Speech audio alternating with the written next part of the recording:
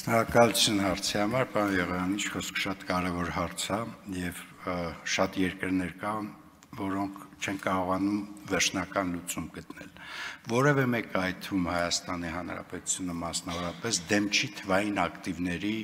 գործի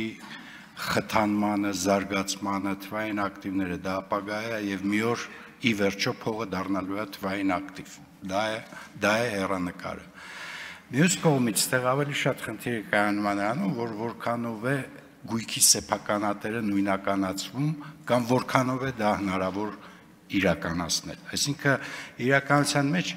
թե մեր թե կենտրոնական բանկի կարգավորումների խնդիրը բացարձակ չի վերաբերվում կրիպտոարժույթի կամ թվային ակտիվի շրջանառությանը, բացարձակ, եւ մենք ուզում ենք, որ լիարժեք քաղաքացիական օրենսգիրքը ճանաչի կրիպտոարժույթը, կրիպտոակտիվը որպես լիարժեք գույք, որը շրջանառվում է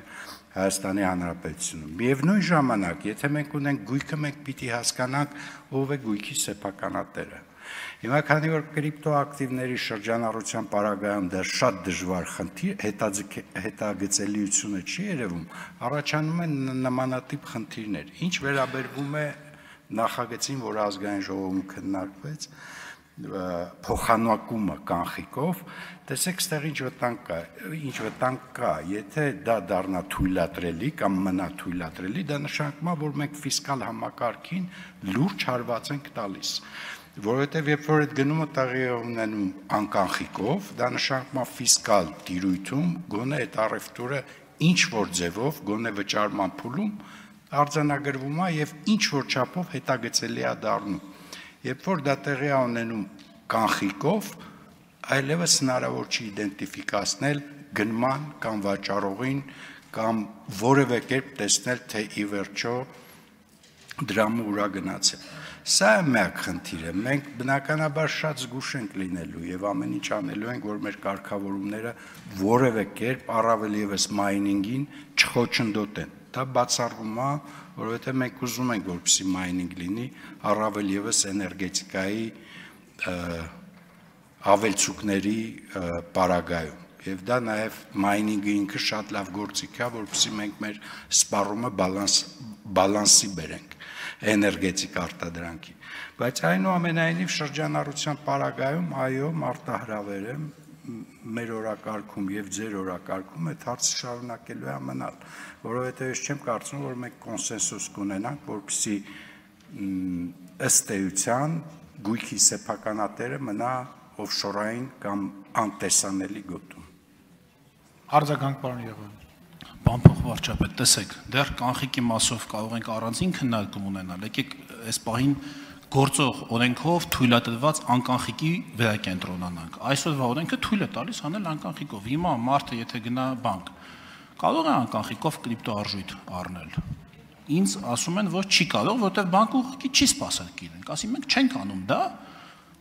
բացատրելով կամ ընդհանրապես չբացատրելով, լավագույն դեպքում ասելով, որ դա մեր քաղաքականությունն է կամ կենտրոնական բանկի շրջաբերականն է եւ այլն եւ այլն։ Ինչ վերաբերում է ձեր ասած իդենտիֆիկացիային, ինչքանով որ ես եմ հասկանում այդ տեխնոլոգիաներից, հատկապես բիթքոյնից, որից ես չունեմ, այդ բան չմտնենք, հա։ Ոչ մեկ չի կարող իմանալ ունեք թե չունեք։ Այ հենց այդ է, ինչքանով ես տեղ իմ խոսքը գնահատում եմ որպես փաստ, էլի արդեն։ Իմաստը հենց այնա, որ չիդենտիֆիկացվի այդ տեխնոլոգիայով։ Ստացվում է, եթե մենք ուզում ենք իդենտիֆիկացնել եւ չենք կարողանում իդենտիֆիկացնել, ստացվում է մենք չենք խրախուսում ընդհանրապես այդ ֆենոմենը։ Նույն հաջողությամբ, պարոն Գրիգորյան, մենք կարող ենք ասել, որ քանի կանխիկը կար 2-2.500 տարի, չէ՞, մինչև անկանխիկի հայտ գալը։ Այդ կանխիկի տիրոջն էլ չէին կարող իդենտիֆիկացնել։ Միտեղ մեկի տանը դրած էր, չգիտեմ, 10 կիլո ոսկի, ումն էր դա։ Ոչ մեկ չէր կարող հաստատ ասել։ Գիտել միայն այդ ոսկու տերը, չէ՞, բայց կանխիկով շրջանառությունը լինում էր, չէ՞, եւ հանցավոր շրջանառություն եւ օրինական շրջանառություն։ Այստեղ էս դիլեման մենք ո՞նց ենք լուծելու, եթե անպայման վերջնանպատակ դնենք իդենտիֆիկացնել, թե ումն է այդ կրիպտո ակտիվը։ Ո՞նց ենք դա անելու։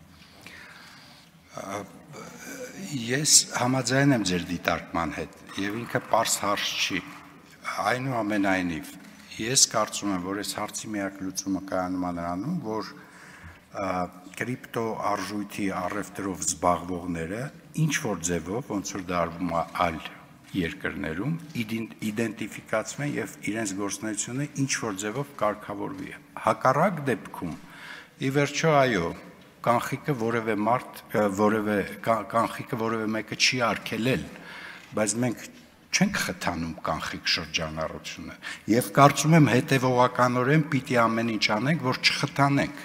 Հակառակ դեպքում ֆիսկալ համակարգը դառնում է շատ խոցելի։ Հիմա շատ անտրամաբանական կլիներ, եթե մենք կանխիկը չխթանեինք եւ միևնույն ժամանակ խթանեինք կանխիկ առևտուրը կրիպտոակտիվի կամ կրիպտոակտիվի գոյությունը առանց իդենտիֆիկացման։ Դա խնդրեմ է, հասկանում եք, մի օր կարող է պատահի դրա պատճառով ուղղակի հարկեր չվճարվեն։ Այսինքն վերջնական ռիսկը հանգելու է դրան։ Եթե ինքը դառնա վճարամիջոց ու ազատ շրջանառվի, այդ դեպքում հարց առաջանում, իսկ ինչի շրջանառվի ՀՀ դրամը, կանխիկ թե անկանխիկ, եթե կարելի է շրջանառել կրիպտոակտիվ եւ որևէ հետագծելիություն չթողել։ Սա է խնդիրը։ Բայց ամեն դեպքում մենք միևնույնն է միասին շարունակելու ենք այս հարցով զբաղվել, սա դեռ շատ լրամշակման կարիք է ունենալու։ Շնորհակալություն։